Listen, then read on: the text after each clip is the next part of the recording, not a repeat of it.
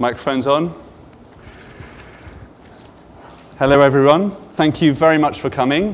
This is the World Economic Forum annual meeting of the New Champions 27, where the overall theme of the meeting is on inclusive growth in the fourth industrial revolution.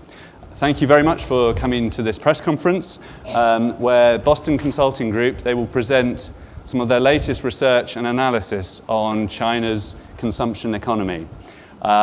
This session is filmed and webcast live, and you can access the video at wef.ch.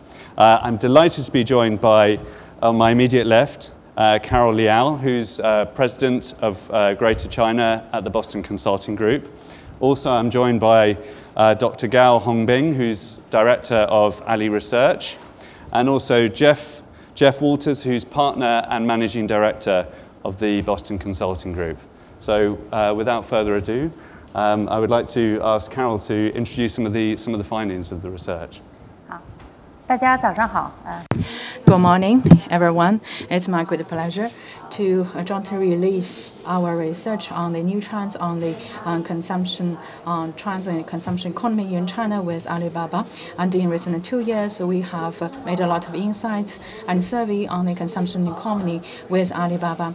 And we released several research that has been proved and corroborated by this newly released research. I would like to brief you on the new topics included in the research. The first is coming to the China's consumption is still a big highlight globally, and according to our estimation, despite the slowdown of economic growth in China, we still observe a quite healthy and great potential and steady growing consumption growth that in the next 5 years, the consumption market will reach $6.1 trillion.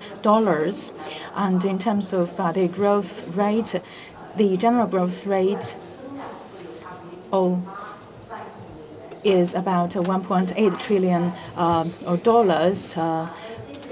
for growth. And what does that mean? That Germany is still a big consumption country, and the total consumption is $1.8 trillion. That is that in the next 5 years, the growth of China of consumption economy is around the total consumption value of the Germany, $1.8 trillion. Well, I will see that there are still polarization problems, that the added magnitude or added value can be observed from the two aspects. The first is from the middle class or the high net worth population. The criteria for them is around 150,000 RMB revenue annually for the family or for the consumer. So they represent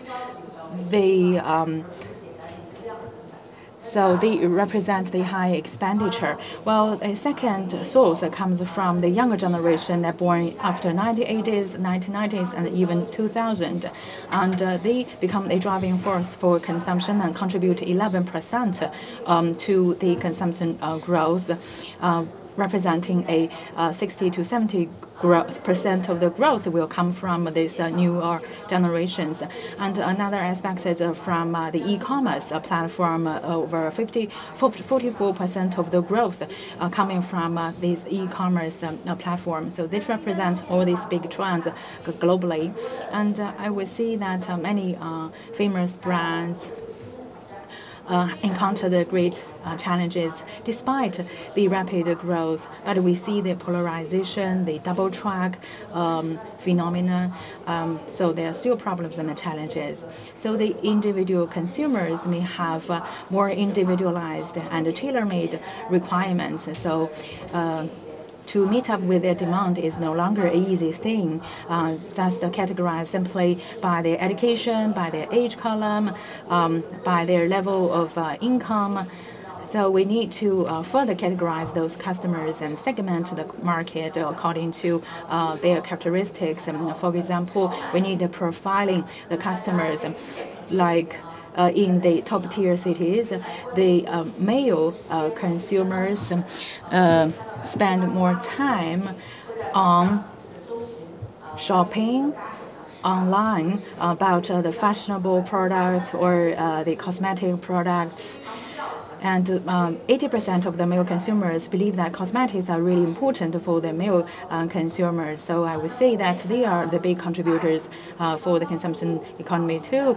And also for the those born after 1950s and 1960s, that have changed their mindset a little bit, that we see new fashionable images representing those older generations. So we see that they have the new requirements. They are not satisfied with only traveling or planting grains at the backyard. So they will make big contributions for the growth of the tourism market, and also for those singles, the bachelor group. And we see 16% of the people are living alone. And 10 years ago, the data was only 6%. So over 35 years old, remaining single, accounting for 21% versus 4% 10 years ago. So we see that a lot of consumption phenomena is more on those bachelor people that can catering to their own taste, like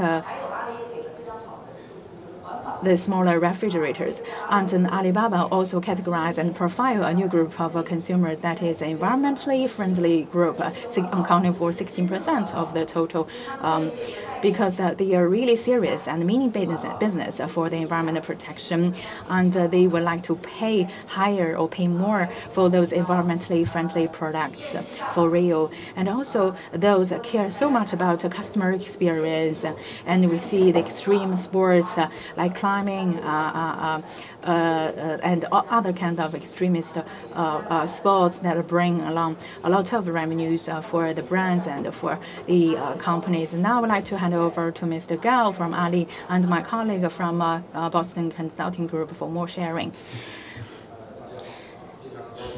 Good morning. It's my great pleasure to be here to meet with old friends of Ali, the Boston Consulting Group, to share our newly released research. We know the transaction of the Ali is 3.7 trillion yuan, and we see the most rapid growth in the e-commerce. Even though a few years ago we were still puzzled by or amazed by the rapid growth, not only in the merchants, in the types of the products on our platform, but also the new emerging trends of the consumption.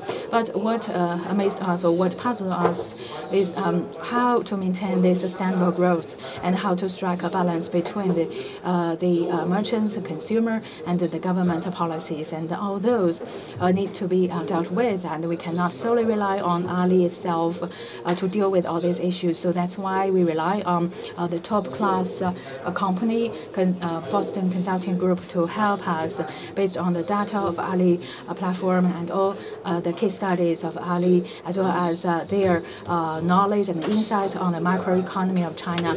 And in December 2015, we have released the first research on the trends on the Chinese consumption, which mentioned about the driving force for the consumption in China. What are the contributors to drive forward the consumption? Because we believe that either the market development or it is getting more consumer-oriented, and in the future, the consumers' demand are becoming a bigger driving force for the economic growth and for the market economy.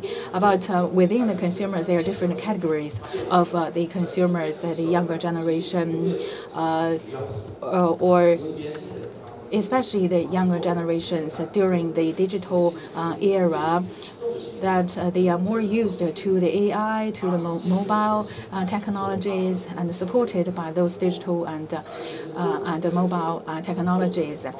And also, we see the fragmentation, repetitive behavior for shopping, and they focus more on their individualized demand, bring along not only the growth in consumption, but the changes of their lifestyle. So after the end of the 2015 of the release of the research, we found the new phenomena that 1 year later, that during the November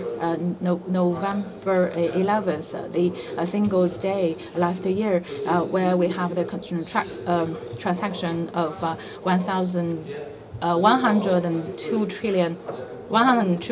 102 billion yuan, and so that based on this data, we can have the more detailed analysis and description of those online and offline shopping behaviors, especially on those good quality products.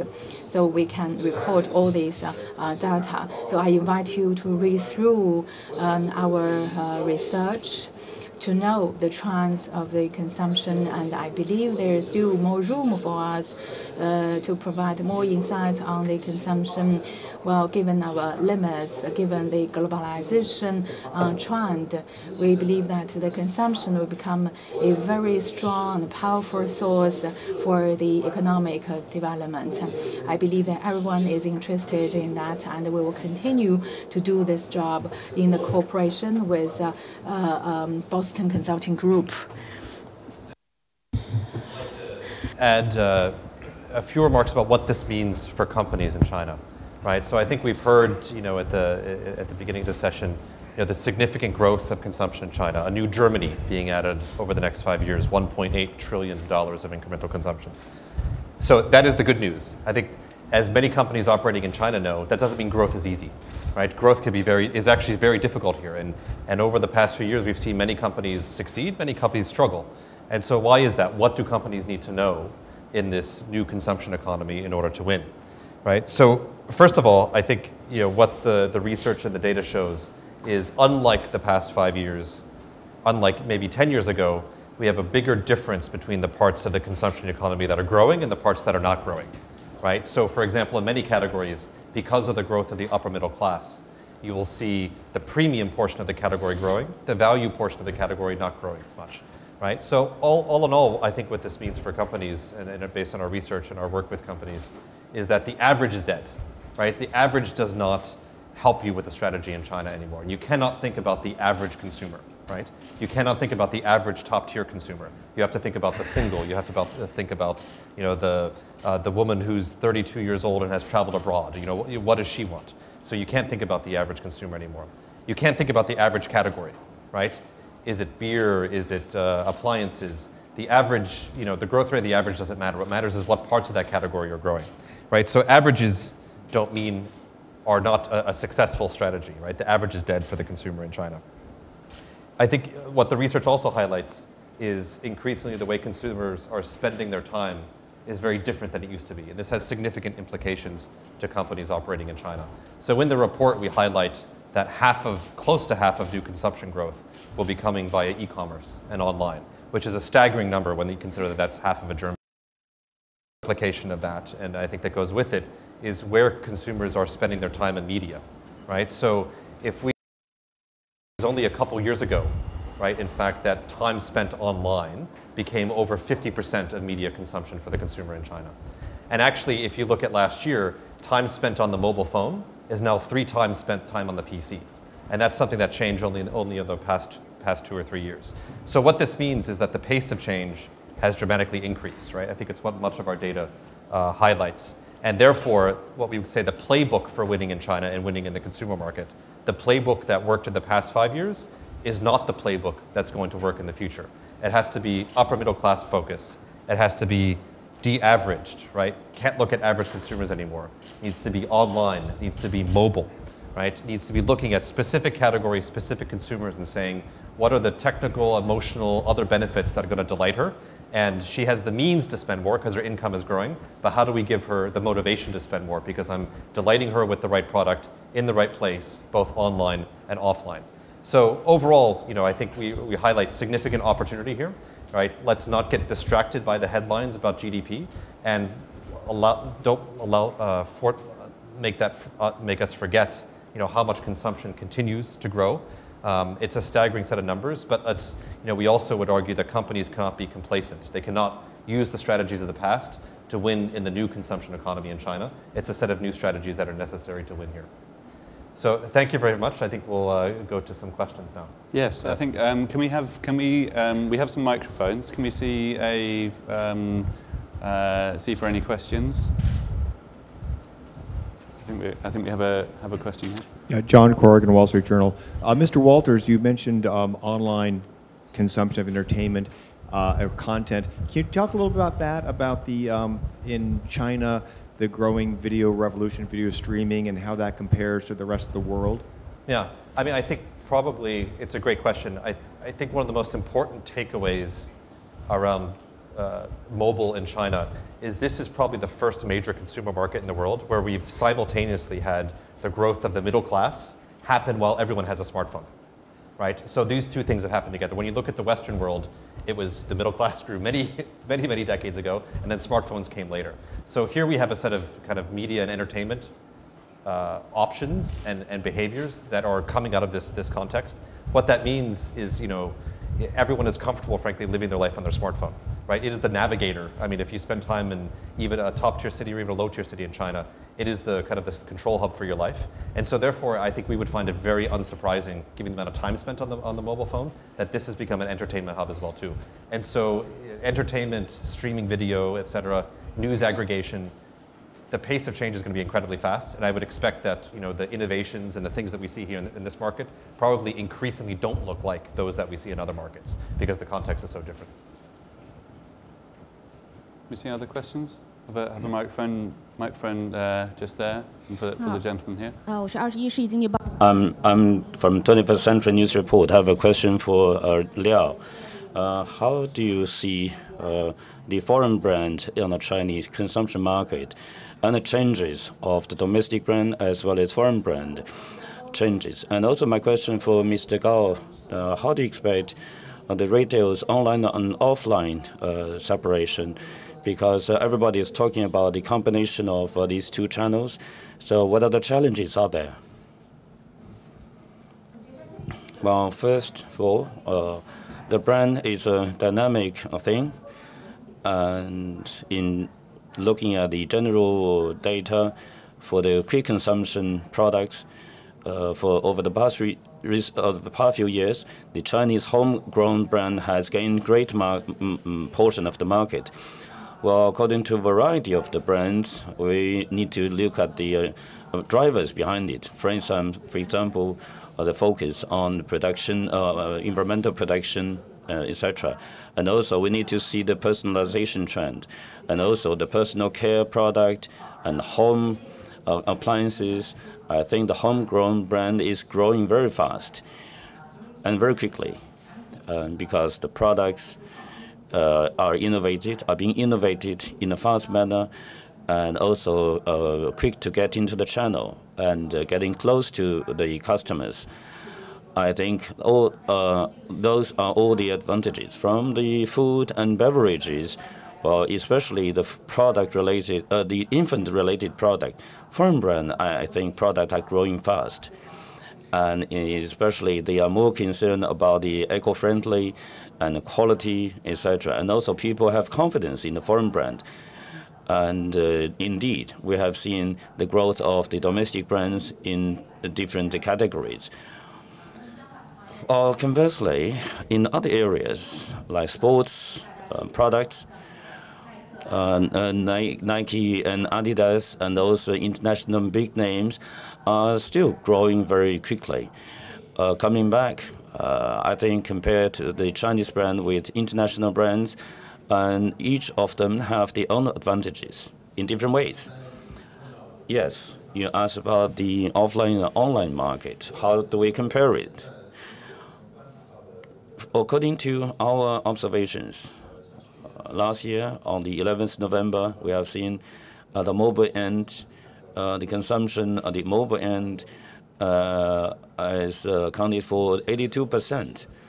And that is to say, most of the consumers are using their mobile phones, which have broken the demarcation between offline and online market. And all the merchants are trying to open up different channels like digital channels, or payment, or delivery. They are using mobile technologies and offline, and they are now trying to get online. And also, the online market merchants are trying to set up their physical stores by using the scanning the barcode and the QR code, etc., trying to accelerate the sellings. So we are seeing the blurring of the lines between offline and online market. But still, either online or offline, they are facing the fundamental changes.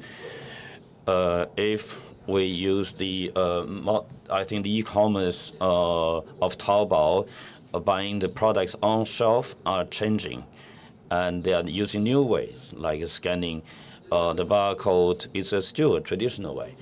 So I think integrating the offline and online market will see a tremendous growth in the coming years. So we need to be embracing for these new ways, so as to survive in the future market. Digitalization of the online of channel as well as products, and also the scenarios. The offline scenario, I think, is more concentrated with the commodities and warehousing. Now they have become more consumer-centered. You have to discover where are the consumers, and how the behavior of the consumers searching on the net, on the internet. And you can see that most of them spend time have become a new new way of consumption. So for Alibaba, we have proposed this new idea describing this current situation, that you should not only focus on the difference between offline and online. You have to take a new perspective towards the overall market. Thank you. If we can have the microphone here, and later I think there's a lady over there who has a question. Hi, Everett Rosenfeld from CNBC. I have a question for you, Mr. Gao Hongbing. How is the Chinese consumer's opinion changing regarding counterfeits?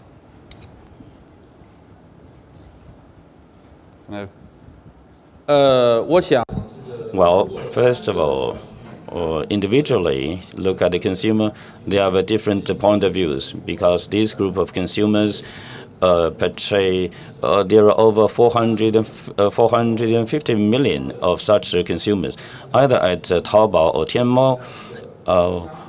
They are they are now upgrading their services.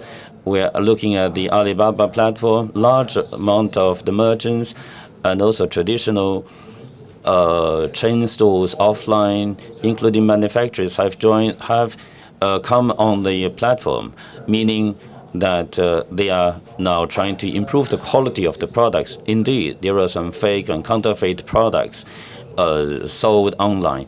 There is no way to avoid that, but we are now trying to use different technologies and social forces to eliminate all those products, even at the source of the products. And today's consumers, they have become aware of the quality consumption instead of a low-end products purchase in large quantity. I think they have lost interest, and they are trying to be more personalized and more focused on green consumption, more eco-friendly and energy-saving consumption.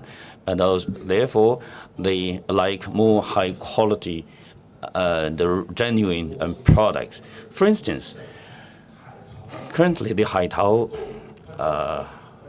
that is to buy products overseas, increase very fast, meaning that the Chinese consumers are more interested in the genuine and high-quality products either on shelf in Tianmao or Taobao.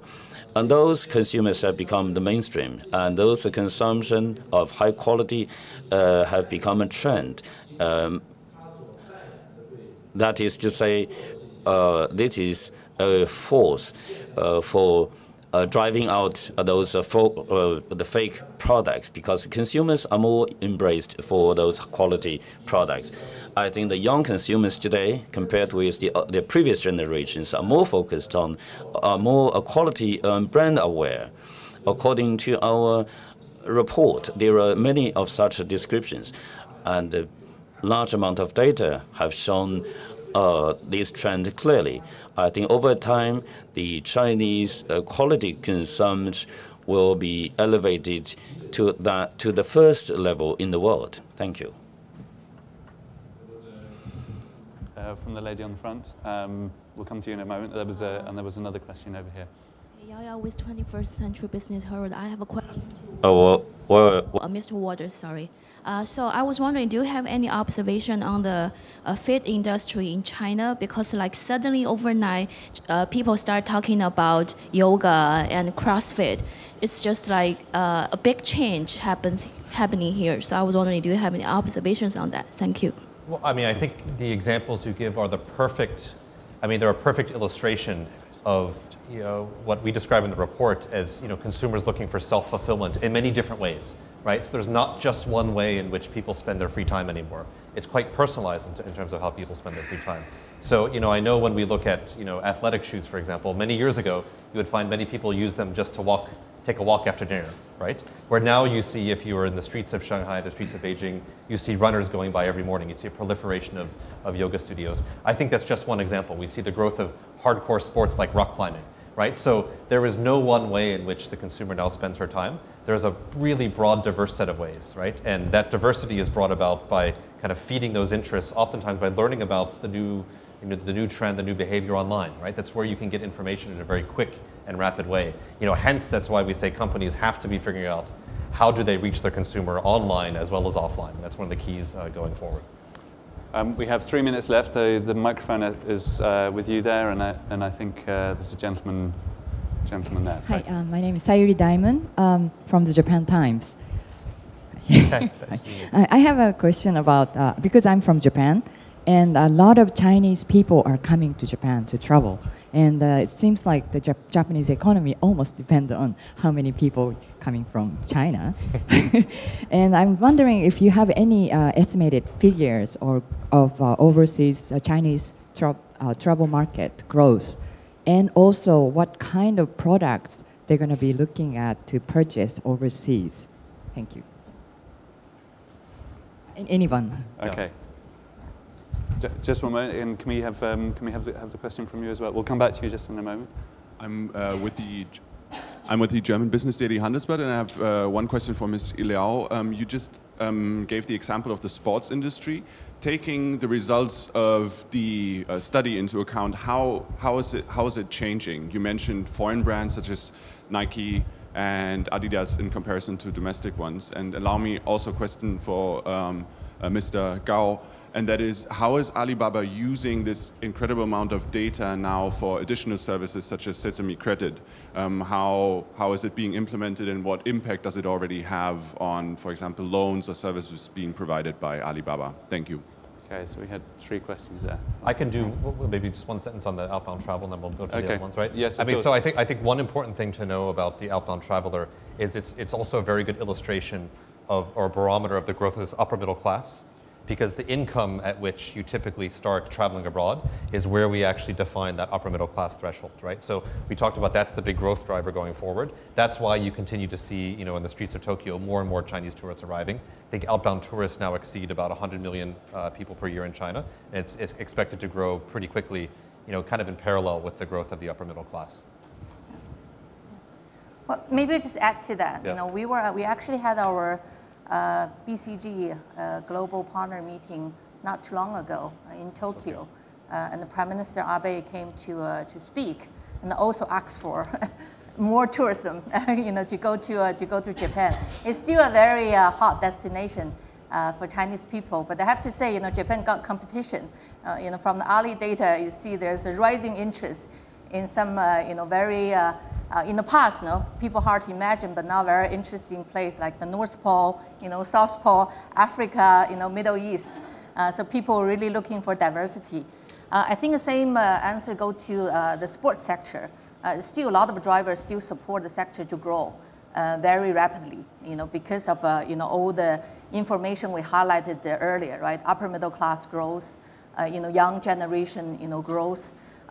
From a demand side, there's a lot, and from supply side, not only the traditional players, many of the Chinese companies go into sports, go into entertainment. So from a supply side, we also have to see huge investment, huge interest. But again, similar to travel, it's a lot more diversity. It's not just running, it's not just football, but we see a lot of other more extreme sports and more interesting sports coming to China as well. And then I think just in the last minute, some final thoughts on. 我补充一下刚才他那个问题，就是实际上 I want to add a little bit more on the response to your question. I think there's a signal that the growth of the Chinese customers going to overseas to buy products. The Tmall International will allow foreign merchants to sell their products to the Chinese tourists, not only Japanese merchants, but also Korean and European merchants. I think for the Japanese merchants, this is a unique opportunity. You don't simply open a store in Japan, but you can open a store online. Selling the products to the Chinese consumers who will not travel to Japan. I think this is an enormous opportunity, especially for those merchants with high-quality products. I hope that the merchants can take advantage of this opportunity. Well, in response to the question from another friend, how Ali will use our data, I think there are several dimensions we are making exploration.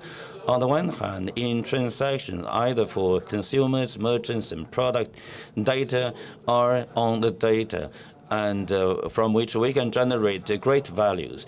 For the merchants, we can process the data and make it commercial, commoditized.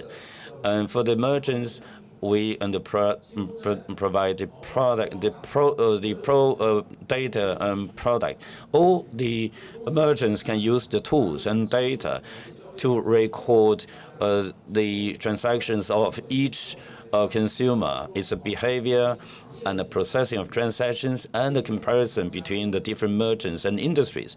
I think the merchants can use the platform to get insights on the trend, which I think is a more effective tool to guide the merchants to do businesses, either for inventory or promotion of products or the discount and many other ways. I think this platform can provide a real opportunity for the merchants. This is an extremely good opportunity. Well, on the other hand, on the part of consumers, the data can be used by the consumers to track your record, your clicking, and also dropping the product on your basket, etc., so that you can see what you have done in the past, and so that the merchants can make their sales more personalized and customized to the individual customers based on the behavior of the consumers in the past. And these are pushed to you after being analyzed, and so that the consumers can be in a better position to select your product. Of course, data can be used in many other ways, and we are now studying on the ways to use the data. And of course, we are going to keep confidential the data we collected, so as to make them assured. And this is the work we have done. And of course, the statistic data will be used to cooperate, for cooperation with other vendors. and helping them to draw up a blueprint of strategy in the future. I think the data can also be used by big name companies to open up a new market for their products. Thank you very much. Thank you very much.